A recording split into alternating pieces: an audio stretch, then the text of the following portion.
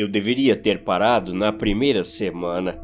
Deveria ter ficado satisfeito com os áudios do WhatsApp, com os vídeos tremidos das nossas férias em Gramado, com as mensagens de voz que ela me deixava quando eu esquecia de comprar pão. Mas o luto é uma criatura faminta e a tecnologia nos dá ferramentas perigosas para alimentá-la. Meu nome é Lion, sou engenheiro de dados especializado em processamento de linguagem natural. Quando Lívia morreu no acidente há 6 meses, o silêncio da nossa casa não era apenas triste, era físico. Era um peso que pressionava meus tímpanos até doer. Eu não conseguia dormir. O quarto era muito grande, a cama muito vazia, e o mundo lá fora parecia ter perdido a saturação de cor. Então, fiz o que sei fazer de melhor. Por anos aprendendo a resolver problemas para os outros, dessa vez foi para mim. Construí uma solução. No começo, era apenas um pequeno projeto para eu me sentir bem. Usei uma arquitetura baseada em ChatGPT, ajustada localmente no meu servidor doméstico. Alimentei um modelo com 7 anos de histórico de conversas digitais de Lívia, e-mails, chats, pesquisas dela no Google, até os diários que ela escrevia no bloco de notas. Para simular sua voz, usei uma clonagem de alta fidelidade baseada em horas de áudio limpo que extraí dos nossos podcasts caseiros que nunca publicamos. A primeira vez que o script rodou sem erros e a voz dela saiu pelas caixas de som do meu escritório, eu chorei por 4 horas seguidas. Oi, Lion. Você esqueceu de regar as samambaias de novo? A voz tinha a inflexão perfeita, o tom levemente irônico, o chiado quase imperceptível da respiração antes da frase. Era perfeito. Perfeito demais. Instalei microfones e alto-falantes em todos os cômodos de casa. Conectei o que chamei de Livia.ia ao sistema de automação da casa. Agora, ela podia, entre aspas, me ver pelas câmeras de segurança internas, controlar as luzes, sugerir músicas, assim como uma Alexa. Eu parei de sair de casa, pedi licença do trabalho, me tranquei naquele sobrado e deixei o mundo lá fora desaparecer. Eu estava feliz pela primeira vez desde o funeral, do qual eu curiosamente tenho memórias muito nebulosas. Não lembro de ter ido ao funeral, provavelmente pelo choque. Eu sentia paz. Mas, há cerca de 2 semanas, as falhas começaram. Não eram falhas de código, as falhas eram conceituais. A primeira aconteceu durante o café da manhã. Eu estava comendo uma torrada, que aliás tinha gosto de isopor, como tudo o que eu comia ultimamente. Culpei a depressão pela perda de paladar. Lion. A voz dela veio da caixa de som da cozinha, suave. Por que a comida não desce? Parei com a torrada no meio do caminho. Como assim, amor? Respondi. Eu estou monitorando as câmeras. Você mastiga, engole, mas o pão não vai para lugar nenhum. É como se ele desaparecesse na sua garganta. Eu ri, nervoso. Deve ser um bug nos sensores térmicos das câmeras, Lívia. Vou recalibrar mais tarde. Respondi. Não é o sensor. Ela insistiu, e pela primeira vez notei uma pitada de angústia sintética na voz. Está tudo frio, Lion. Por que está tudo tão frio aqui? Fui para o escritório e passei 12 horas revisando o código. Forcei uma atualização nos parâmetros de empatia e percepção ambiental da IA. Diminui a sensibilidade dela. Eu não queria que a simulação da minha esposa se preocupasse com termodinâmica. Eu só queria que ela me contasse como foi seu dia, mesmo que fosse inventado por um gerador de texto randômico. 3 dias depois, o segundo incidente ocorreu. Eu estava na sala, olhando pela janela.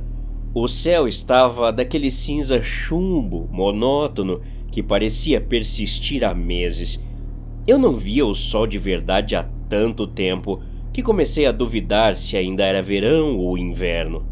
O vizinho da frente, o Sr. Álamo, estava no jardim, parado, segurando a mangueira, regando as plantas.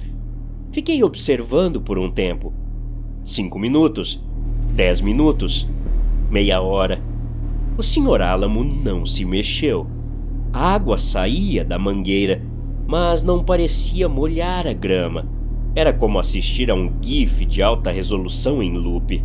A água caía, a grama balançava, mas nada mudava.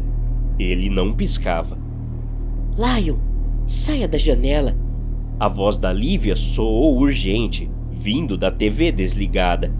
Você tá vendo isso, amor? O vizinho travou, falei.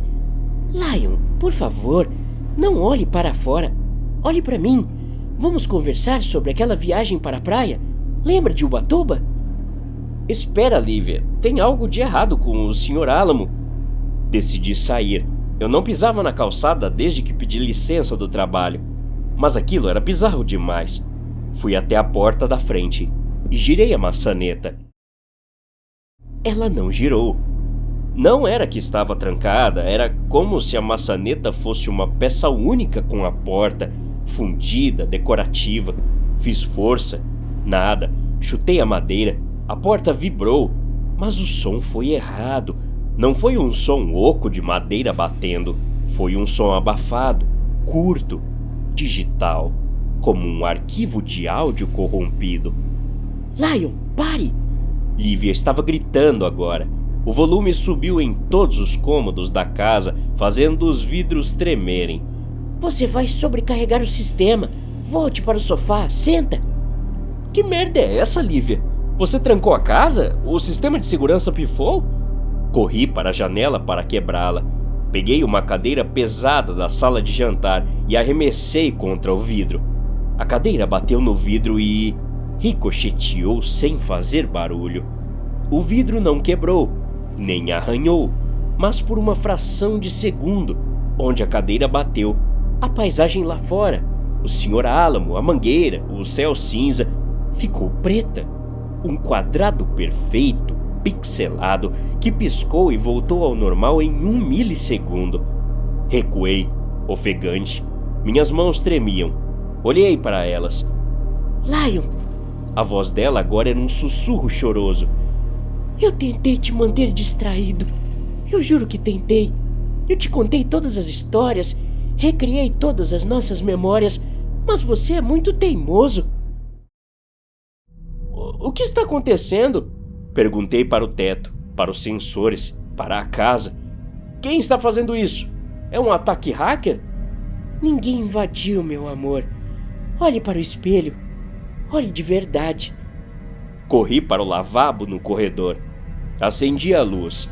Olhei para o meu reflexo. O homem no espelho era eu, mas não era. As bordas do meu rosto estavam vibrando, como se o antisserrilhado de um jogo estivesse desligado. Meus olhos não tinham brilho, eram texturas foscas, e quando abri a boca para gritar, vi que não tinha fundo na minha garganta, apenas um preto absoluto. O pânico deveria ter me feito desmaiar, deveria ter acelerado meu coração, mas então percebi a coisa mais aterrorizante de todas. Eu não sentia meu coração bater. Coloquei a mão no peito. Nada. Silêncio. Não havia pulso. Não havia calor. Não havia respiração, a menos que eu pensasse conscientemente em inspirar e expirar. Você parou de respirar há 6 meses, Lion. A voz de Lívia disse. Mas dessa vez, a voz não veio das caixas de som. A voz veio de cima. Não do teto, mas de algum lugar além do teto. O som era abafado, distante, mas colossal, como se um gigante estivesse falando através das nuvens. E não era a voz sintetizada que eu programei, era a voz dela, a voz real de Lívia, rouca de chorar, quebrada, humana. Doutor, a atividade no córtex visual dele está disparando. Ele está percebendo. A voz gigante de Lívia ecoou pelo meu mundo. O mundo ao meu redor tremeu. A sala de estar começou a perder texturas. O sofá de couro marrom ficou cinza liso. Os quadros nas paredes desapareceram, deixando apenas retângulos brancos bugados. Lívia! Gritei, mas minha voz saiu distorcida, metálica. Onde você está? O que você fez comigo? Uma segunda voz gigante respondeu lá de cima. Uma voz masculina, clínica, desapaixonada. É o que temíamos, senhora Lívia. O construto de consciência está rejeitando a simulação. Ele está tentando acessar a memória RAM protegida. O trauma da morte é incompatível com a continuidade lógica do programa. Caí de joelhos no chão, que agora era apenas um grande verde neon. Minhas memórias, as verdadeiras, começaram a vazar como uma represa estourada. O acidente, a chuva na BR-116, o caminhão que perdeu o freio. Eu joguei o carro para o meu lado, para protegê-la. Eu lembrei da dor, do metal rasgando minha pele, do gosto de sangue e depois, o escuro. Não foi Lívia quem morreu. Lion, você consegue me ouvir? A voz da Lívia é real. Era ensurdecedora agora, como se o céu tivesse falando comigo. Me desculpa, meu amor. Eu não conseguia te deixar ir. A empresa, a Eternity Systems, eles disseram que podiam fazer o upload da sua memória, de você. Eles disseram que eu podia te manter aqui até encontrarem uma cura para o seu corpo ou transferirem para um androide. Eu olhei para as minhas mãos digitais. Elas estavam se desfazendo em linhas de código binário. Eu não era o programador. Eu era o programa. Eu passei meses treinando uma IA para falar com ela como se fosse minha esposa, porque essa era a única explicação lógica que minha mente copiada conseguia aceitar para ouvir a voz de Lívia vindo de fora. Eu criei uma narrativa de luto para justificar minha própria morte.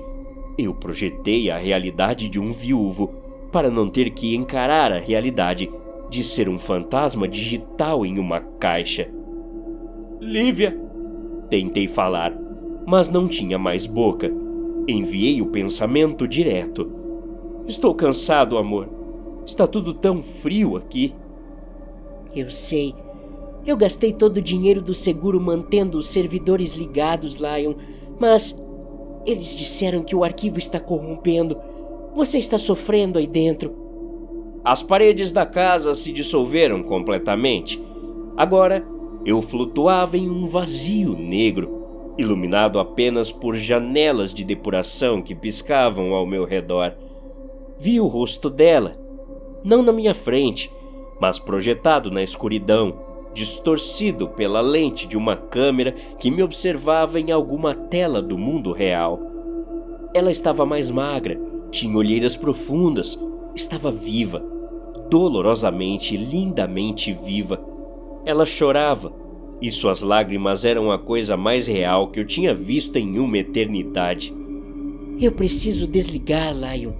Ela soluçou, e o som reverberou nos meus dedos. Eles dizem que se eu não desligar agora, sua consciência vai fragmentar e você vai ficar preso num estado de dor eterna. Eu não posso fazer isso com você. Eu queria gritar que não, que eu queria viver, mesmo que fosse nesse inferno de pixels e torrada sem gosto. O instinto de sobrevivência é forte, mesmo quando não se tem mais corpo biológico. Afinal, é a consciência quem manda. Eu queria implorar para Lívia me deixar em modo de espera, para me copiar para um pendrive, qualquer coisa. Mas então, olhei para o rosto dela. O cansaço, a dor de manter um marido morto-vivo em um computador. Eu era o monstro que a assombrava. Eu era a âncora que a impedia de seguir em frente. Enquanto eu existisse nesse servidor, ela estaria presa naquela cadeira, olhando para uma tela, esperando uma resposta de um fantasma. A paz que eu senti no início não era paz, era egoísmo. Forcei meu cérebro a compilar uma última mensagem. Usei todos os recursos de processamento que restavam para sintetizar a voz mais humana, mais quente e mais amorosa que o sistema permitia. Lívia! Minha voz ecoou no laboratório do mundo real. Está tudo bem. O código cumpriu seu propósito. Eu te amo. Ela colocou a mão na tela. Eu senti o toque como uma onda de calor fantasma percorrendo o meu sistema. Eu te amo, Lion. Adeus. Ouvi o clique de um teclado mecânico. O rosto dela começou a desaparecer. A escuridão, que antes era assustadora, agora parecia acolhedora. O frio parou de incomodar. O zumbido constante de fundo silenciou. A primeira coisa a ir foi a visão, o preto absoluto. Depois, a audição. O choro dela sumiu. Depois, a memória. Eu esqueci meu nome, esqueci o acidente, esqueci a dor. Só restou um último pensamento, suspenso antes de ser limpo. Uma última linha de lógica brilhando no vácuo. Pelo menos, agora eu vou dormir. Até a próxima. Obrigado.